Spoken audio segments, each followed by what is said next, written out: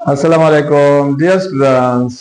आज हम एक्सरसाइज 1.2 में क्वेश्चन नंबर 2 हल करने जा रहे हैं। तो क्वेश्चन नंबर 2 है which of the following are transpose of each other, के दर्ज झेल में से कौन से मैट्रिसेस एक दूसरे के वो ट्रांसपोज हैं। तो जो मैट्रिसेस हमें दिए गए हैं तो उसको आप देखें एक नजर। तो 1 नंबर भी दिया गया है कि matrix A is equal to A1 A2 B1 and B2। Similarly question number 2 में हमें मैट्रिक्स बी दिया गया है और ये है A1 B1 A2 B2। और इसी तरीके से हमें क्वेश्चन नंबर 3 में दिया गया है मैट्रिक्स सी, और मैट्रिक्स सी में हमारे पास है -3 1 -1 4 2 एंड 7। और फोर्थ नंबर क्वेश्चन में है D is equal to -3 and 4 1 2 -1 and 7। तो चलो इसको हम हल करने जाते हैं और देखते हैं कि इनमें से कौन सा मैट्रिक्स दूसरे मैट्रिक्स का ट्रांसपोज है। तो परस गए ये क्वेश्चन नंबर 1 में जो हमें ए दिया गया है, तो मैं लिखता हूं कि A is equal to A1 A2 and B1 B2। तो इसका मैं ट्रांसपोज मालूम करता हूं। तो A transpose is equal to, इसका ट्रांसपोज में आपने देखा था कि हमने रो नंबर 1 से कॉलम नंबर 1 बनाया था। तो जब हम A ट्रांसपोज मालूम करते हैं तो पहली रो को हम पहला कॉलम बना लेते हैं, तो A1 एंड A2। इसी तरीके से जो सेकंड कॉलम है हमारे पास, तो ये आ जाएगा हमारा सेकंड कॉलम, तो ये है B1 B2। अब हम देखते हैं कि ये A ट्रांसपोज जो है A1 B1 A2 B2 इन मैट्रिसेस में कहाँ पे बराबर है। तो यहाँ पे अगर हम नजर दौड़ाएं तो ये जो B नंबर हमारे पास मैट्रिक्स है, तो B नंबर ये मैट्रिक्स ये बराबर है A1 B1 A2 B2। तो अच्छा, तो यहाँ पे हम देखते हैं कि जो A ट्रांसपोज हमने मालूम किया, तो ये A ट्रांसपोज हमारे पास यहाँ पे ये जो क्वेश्चन नंबर 2 में हमें मैट्रिक्स बी दिया गया था, तो मैट्रिक्स बी ये दोनों आपस में बिल्कुल द सेम है, एक जैसे हैं। तो इसका मतलब ये हुआ कि A ट्रांसपोज जो है ये बराबर है बी का। तो इन दोनों का मतलब ये हुआ कि A matrix A and matrix B are transpose of each other, transpose of each other, यानी ये दोनों एक दूसरे के क्या है, ट्रांसपोज हैं। अच्छा बच्चों, अब जिस तरीके से हमने क्वेश्चन 1 और 2 में देखा, ए का हमने ट्रांसपोज मालूम किया और उसका ट्रांसपोज जो है वो बी का बराबर था, तो हमने कहा कि मैट्रिक्स ए और मैट्रिक्स बी दोनों आपस में एक दूसरे के ट्रांसपोज हैं। So both of them are transpose of each other. Now we are going to solve question number 3 and in which matrix C is equal to -3 1 -1 4 2 and 7। तो चलो इसका ट्रांसपोज मालूम करते हैं। तो C transpose is equal to, तो हम क्या करेंगे, यानी ये जो रो नंबर 1 है, तो रो नंबर 1 को हम कॉलम नंबर 1 बना लेते हैं। तो ये बन जाएगा -3 1 एंड -1। इसी तरीके से ये जो हमारे पास रो नंबर 2 आ गई है, तो ये रो नंबर 2 जो है इसे बनाते हैं कॉलम नंबर 2। तो 4 2 एंड 7। अच्छा, अब यहाँ पे जब हमने ट्रांसपोज ऑफ सी मालूम किया, तो ये हमारे पास -3 4 1 2 -7 एंड 7। चलो देखते हैं यहाँ पे क्वेश्चन में। तो क्वेश्चन में हमें जो डी दिया गया है ये बराबर है -3 4 1 2 -1 एंड 7। तो इसका मतलब ये हुआ कि ये जो ट्रांसपोज ऑफ सी था, तो ये बराबर हो गया डी का। तो हम ये कह सकते हैं कि मैट्रिक्स सी एंड डी और ट्रांसपोज ऑफ ईच अदर। जिस तरीके से क्वेश्चन में पूछा गया था कि विच ऑफ द फॉलोइंग और ट्रांसपोज ऑफ ईच अदर, तो यहाँ पे हमने देखा कि यहाँ पे सी और डी ये दोनों एक दूसरे की ट्रांसपोज हैं, क्योंकि सी की अगर हम ट्रांसपोज मालूम करते हैं तो डी आता है, और इस तरीके से अगर डी के हम ट्रांसपोज मालूम करेंगे तो उसे जवाब सी आएगा। तो दोनों का मतलब ये हुआ कि सी और डी आपस में एक दूसरे के ट्रांसपोज है। अच्छा स्टूडेंट्स, अब हम क्वेश्चन नंबर 3 को सॉल्व करने जा रहे हैं एक्सरसाइज 1.2 में। तो 1.2 में क्वेश्चन नंबर 3 है which of the following matrices are symmetric, के सिमेट्रिक मैट्रिक्स दर्ज झेल में से कौन कौन से हैं। तो इसमें से हमें क्वेश्चन नंबर 1 दिया गया है और इसमें है कि matrix A is equal to 5 -7 -1 and 5। तो इसके लिए अगर आप हमारे सिलोज में चले जाए, जो इससे प्रीवियस वीडियो में हमने सिलोज के डिटेल डिस्कशन किए हैं, तो वहां पे जाकर आप देख लेंगे तो उसका जो हमने रिजल्ट निकाला है वो यही था कि अगर मैट्रिक्स ए का हम ट्रांसपोज मालूम करते हैं और मैट्रिक्स ए और इसका ट्रांसपोज आपस में इक्वल है, तो ये मैट्रिक्स ए हमारे पास सिमेट्रिक मैट्रिक्स होगा।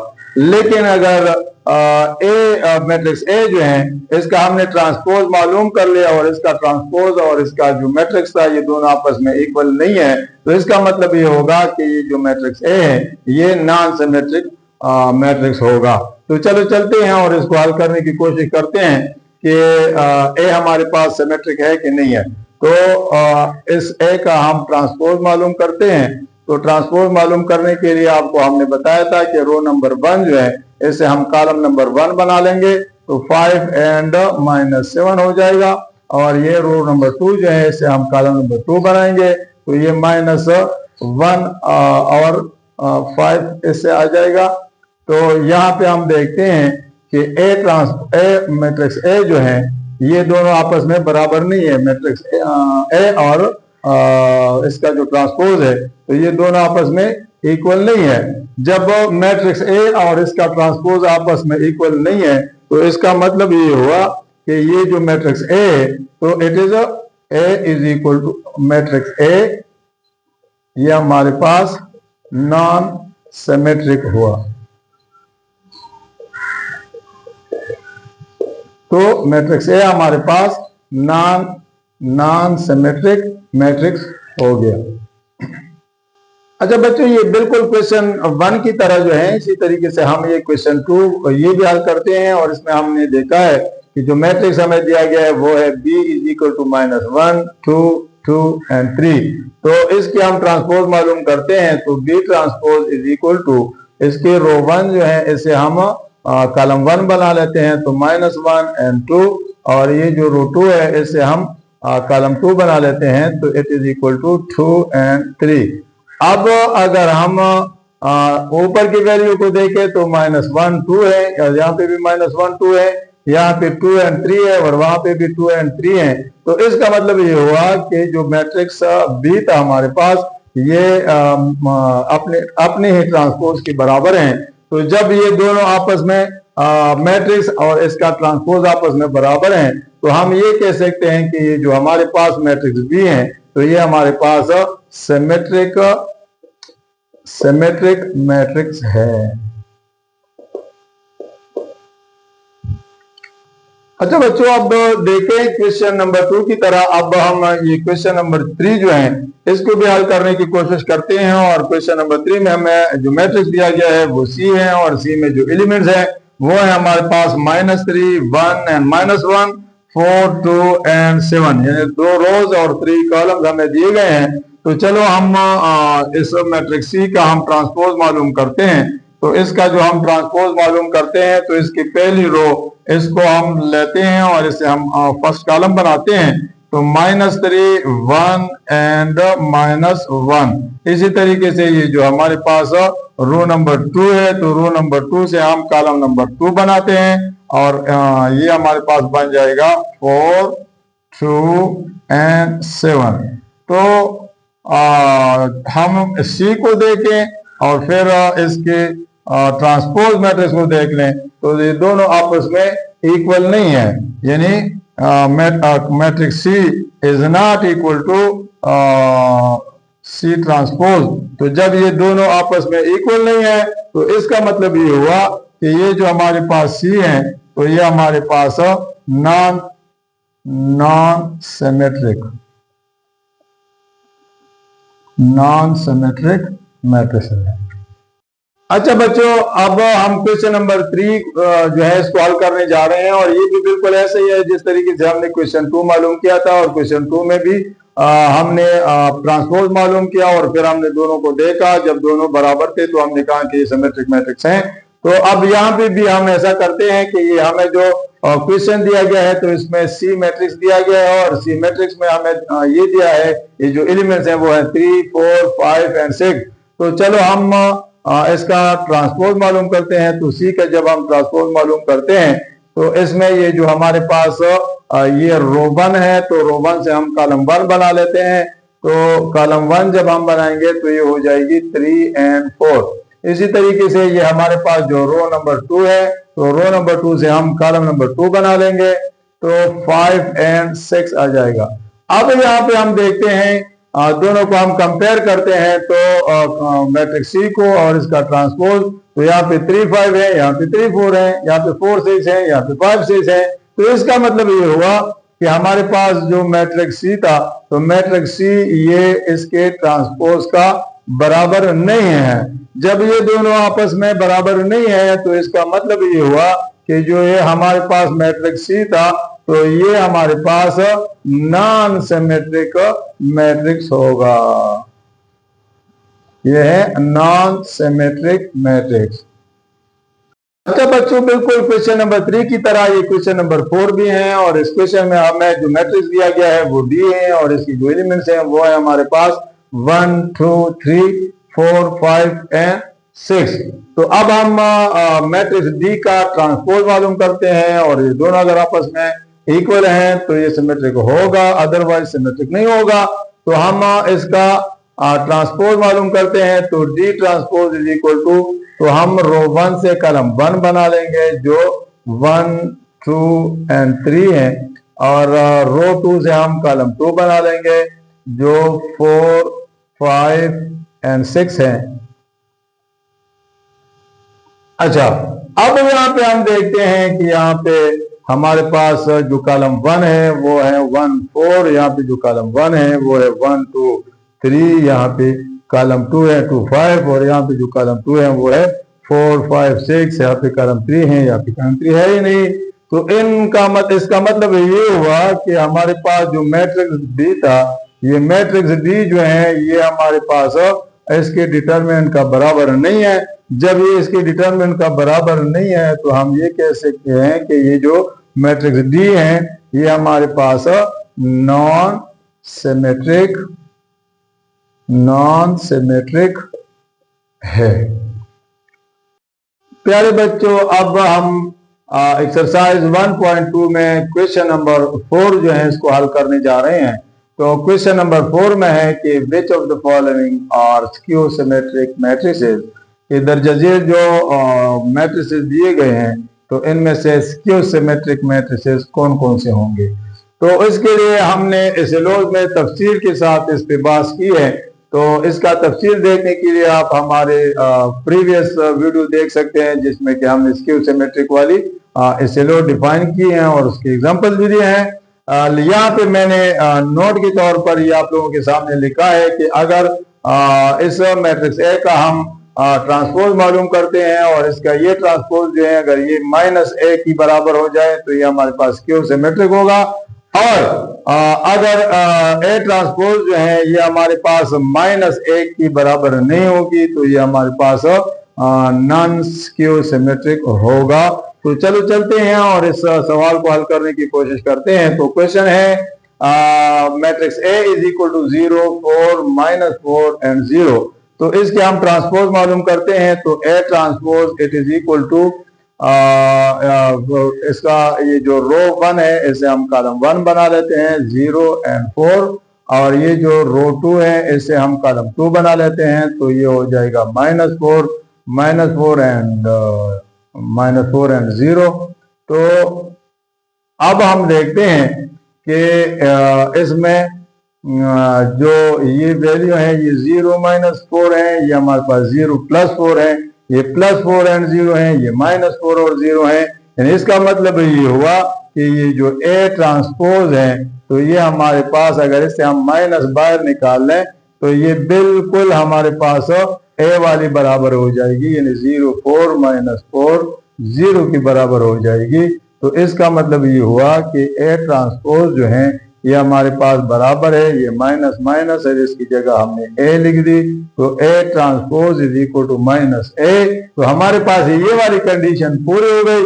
जब ये कंडीशन पूरी हो गई तो हम ये कह सकते हैं कि ये मैट्रिक्स A जो है ये हमारे पास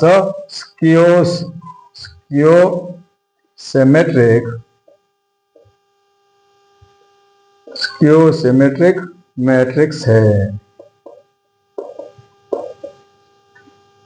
बिल्कुल क्वेश्चन नंबर 1 की तरह जो है हम क्वेश्चन नंबर 2 हल करने जा रहे हैं। और यहाँ पे जो मैट्रिक्स हमें दिया गया है तो वो मैट्रिक्स है B, और इसमें जो एलिमेंट्स हैं तो एलिमेंट्स हमारे पास हैं 0 -5 5 एंड 0। तो चलो इसका हम ट्रांसपोज मालूम करते हैं। तो transpose of B is equal to ये बराबर हो जाएगा ये रो 1 जो है इससे हम बनाएंगे कॉलम 1। तो ये हो गया 0 एंड -5, और ये जो रो 2 है 5 एंड 0 इससे हम बनाएंगे कॉलम नंबर 2। तो ये हमारे पास बन जाएगा 5 एंड 0। अब हम इसको देखें तो जो B ट्रांसपोज है ये 0 -5 है, यहाँ पे 0 +5 है। अच्छा, यहाँ पे -5 एंड 0 है, यहाँ पे +5 एंड 0 है। तो इसका मतलब ये हुआ कि अगर हम B ट्रांसपोज से माइनस को बाहर निकाल दे तो ये साइंस हमारे पास चेंज हो जाएंगे। तो 0 तो ये -5 +5 बन जाएगा, यानी 5 बन जाएगा, और ये +5 है तो ये हमारे पास -5 बन जाएगा, और ये 0 अपनी जगह पे। अब देखिए ये वाला मैट्रिक्स और ये मैट्रिक्स बिल्कुल द सेम हो गए।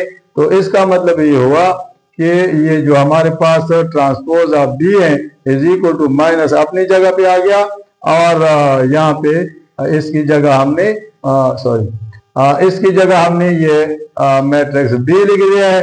तो B ट्रांसपोज जो है it is equal to -B। तो इसका मतलब क्या हुआ?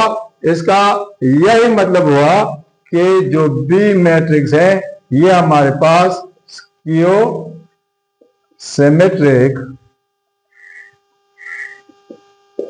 मैट्रिक्स है। अच्छा बच्चों, ये क्वेश्चन नंबर 2 की तरह बिल्कुल ये क्वेश्चन नंबर 3 भी हमारे पास है। तो चलो इसको हल करते हैं और देखते हैं कि C का जो ट्रांसपोज है तो क्या ये -C के बराबर है कि नहीं है। तो हम देखते हैं कि C में जो वैल्यू हमें दी गए हैं, जो मेंबर्स हैं वो है 0 7 7 0। तो इसका हम जब ट्रांसपोज मालूम करते हैं तो transpose of C is equal to, तो हम रो 1 से कॉलम 1 बना लेंगे। तो ये हमारे पास हो जाएगा 0 एंड 7। इसी तरीके से रो 2 से हम कॉलम 2 बना लेंगे, तो ये हो जाएगा 7 एंड 0। अच्छा, अब यहाँ पे हम देखते हैं कि ये जो हमारे पास यहाँ पे भी 0 7 आ गया था, और इसका ट्रांसपोज जो है यहाँ पे भी 0 7 आ गया। अच्छा, यहाँ पे जो है ना 7 एंड 0 आया है, यहाँ पे भी 7 एंड 0 आया है। तो इसका मतलब ये हुआ कि ये जो हमारे पास C है तो ये बराबर है C ट्रांसपोज का। तो इसका मतलब ये हुआ कि ये सिमेट्रिक तो है लेकिन स्क्यू सिमेट्रिक नहीं है। तो क्योंकि ये जो हमारे पास C ट्रांसपोज था तो ये बराबर होना चाहिए था -C का, लेकिन ये क्योंकि -C का बराबर नहीं है तो हम ये कह सकते हैं कि ये जो है हमारे पास स्क्यू सिमेट्रिक नहीं है। स्क्यू सिमेट्रिक ये नहीं है। तो ये हमारे पास नॉन स्क्यू सिमेट्रिक हो जाएगा। तो इसी तरीके से हमारे पास क्वेश्चन नंबर 4 भी है, और यहाँ पे हमें जो मैट्रिक्स दिया गया है वो है डी, और डी में जो हमारे पास एलिमेंट्स है वो है 0 3 2 -3 0 1 एंड -2 -1 एंड 0। तो चलो इसका हम ट्रांसपोज मालूम करते हैं और देखते हैं कि ये स्क्यू सिमेट्रिक है कि नहीं है। तो D transpose is equal to, तो हम रो 1 से कॉलम 1 बना लेते हैं, तो ये हमारे पास हो जाएगा 0 3 2 0 3 2, और ये हमारे पास रो 2 है, रो 2 से हम कॉलम 2 बना लेंगे -3 0 1, तो -3 0 1, और इसी तरीके से ये जो हमारे पास रो 3 है, तो रो 3 से हम कॉलम 3 बना लेंगे, रो 3 हमारे पास -2 -1 एंड 0, तो हम यहाँ पे लिखते हैं -2 -1 एंड 0। अच्छा, अब यहाँ पे हम देखते हैं कि हमारे पास जो ट्रांसपोज अब दिया गया, तो ये है 0 3 2, यहाँ पे है 0 -3 -2। अच्छा, अब यहाँ पे जो है हमारे पास जो ट्रांसपोज आया है डी का, वो है -3 0 एंड +1, यहाँ पे है 3 0 एंड -1। अच्छा, फिर इसी तरीके से जो हमारे पास ट्रांसपोज है, तो उसमें ये कॉलम 3 है -2 -1 एंड 0, यहाँ पे है +2 +1। तो इसका मतलब ये है कि एलिमेंट भी सेम है, लेकिन उसकी जो इसके जो सिंबल्स हैं तो वो अपोजिट हैं। तो हम इसका ट्रांसपोज मालूम करते हैं, और ट्रांसपोज हम देख रहे हैं कि इसे अगर हम माइनस बाहर निकालें, तो माइनस बाहर निकालने से ये 0 +3 -3 बन जाएगा, -3 एंड +2 -2 बन जाएगा, ये जो -3 है ये +3 बन जाएगा, और ये जो हमारे पास 0 अपनी जगह पे +1 -1 बन जाएगा, -2 +2 बन जाएगा, -1 जो है ये +1 बन जाएगा, 0 अपनी जगह पे आ जाएगा। अब हम देखते हैं ये कि ये बिल्कुल डी के बराबर है, तो अब हम कह सकते हैं कि transpose of D is equal to -d। अच्छा, अब ये दोनों आपस में बराबर हो गए और माइनस के बराबर हो गए, तो इसका मतलब ये है कि हमारे पास ये जो मैट्रिक्स डी है, तो ये हमारे पास स्क्यू सिमेट्रिक